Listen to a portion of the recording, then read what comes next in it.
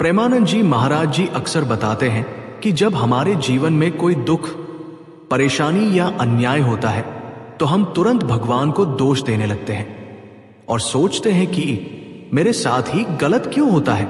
लेकिन वास्तव में हर घटना के पीछे कोई न कोई कारण अवश्य होता है।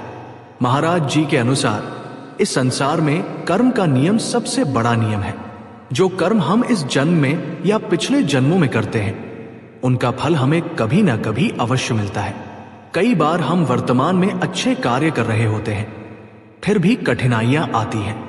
इसका कारण यह हो सकता है कि पुराने कर्मों का फल अभी शेष हो। इसलिए दुख आने पर निराश होने के बजाय उसे धैर्य और विश्वास के साथ स्वीकार करना चाहिए। प्रेमानंद जी कहते हैं कि भगवान कभी किसी के साथ अन्याय नहीं करते।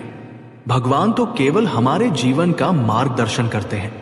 कई बार जो घटना हमें बुरी लगती है वही भविष्य में हमारे लिए किसी बड़े लाभ का कारण बन जाती है। जैसे एक बच्चे को कड़वी दवा अच्छी नहीं लगती, लेकिन वो उसके स्वास्थ्य के लिए आवश्यक होती है। उसी प्रकार भगवान की व्यवस्था भी हमारे कल्याण के लिए होती है। महाराज जी ये भी बताते हैं कि कठिन परिस्थितियां मनुष्य को मजबूत बनाती हैं।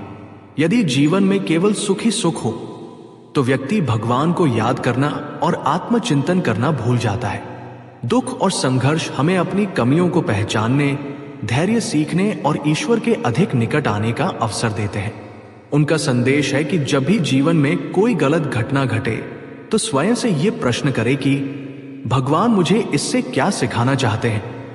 यदि हम हर परिस्थिति को सीख और सुधार का अवसर मान लें तो दुख भी हमारी उन्नति का साधन बन सकता है। अंत में प्रेमानंद जी महाराज कहते हैं कि भगवान पर विश्वास रखें, अपने कर्मों को शुद्ध रखें और हर परिस्थिति में सकारात्मक बने रहें। जो व्यक्ति श्रद्धा, धैर्य और भक्ति के साथ जीवन जीता है उसके लिए हर कठिनाई अंततः सफलता और आत्मिक विकास का मार्ग बन जाती है। इसलिए ये मत सोचिए कि मेरे साथ गलत क्यों हो रहा है, बल्कि ये सोचिए कि भगवान मुझे इससे क्या सिखाना चाहते हैं। यही दृष्टिकोण जीवन को सुखी और सफल बनाता है।